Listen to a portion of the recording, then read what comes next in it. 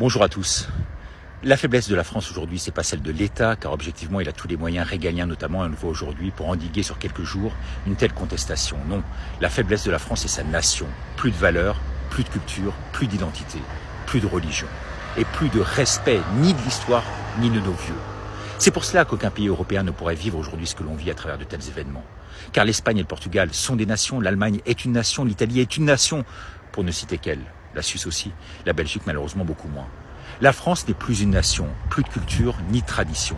Elle n'est composée que de populations hétéroclites, bigarrées, qui ne s'entendent qu'autour du foot et de la Coupe du Monde et qui se détestent fondamentalement, crucialement, socialement, ethniquement.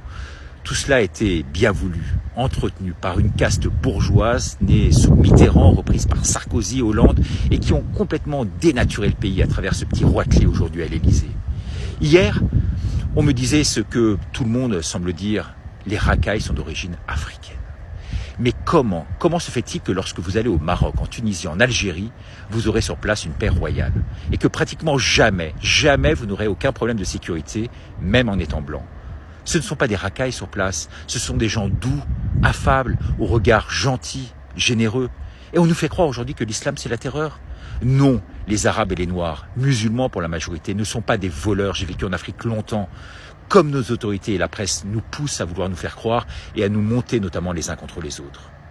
Ce sont que des jeunes sans repère dans nos banlieues, ni religion, que l'on a voulu sciemment ghettoiser, qui foutent la merde aujourd'hui. Vous pouvez vous balader à n'importe quelle heure, aujourd'hui dans les rues d'Alger, de Tanger, de Marrakech, vous n'aurez donc aucun souci. Parce que ce sont des nations autour d'une vraie identité, d'une culture, d'une religion, d'une vraie justice qui tiennent, fédèrent les peuples et ne veulent en rien ce mondialisme. Ils luttent contre ça.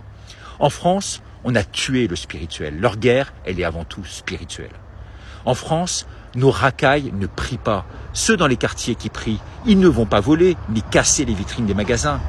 Alors, vous aurez bien sûr peut-être ici ou là un imam qui excitera les foules, mais c'est une infime minorité, tout comme un prêtre déviant, comme il peut en exister. C'est donc la laïcisation de cette société française, c'est le manque de repères et de valeurs, ce sont les drag queens élyséennes, ce wokisme à la con, voulu par nos dirigeants, qui souhaitent nous l'imposer, qui créent sous couvert de relents mondialistes et de GOG. GOG, c'est gouvernement d'occupation globaliste. Toutes ces fractures que l'on connaît en France aujourd'hui et nulle part ailleurs en Europe. Alors que faut-il faire? Eh bien, il faut reprendre la main au plus vite, reprendre le pouvoir pour imposer aujourd'hui nos vraies valeurs. Celles que nos aïeux nous ont insufflées en se battant bec et ongle pour sauver nos vies. Eh bien, si vous êtes d'accord, partagez.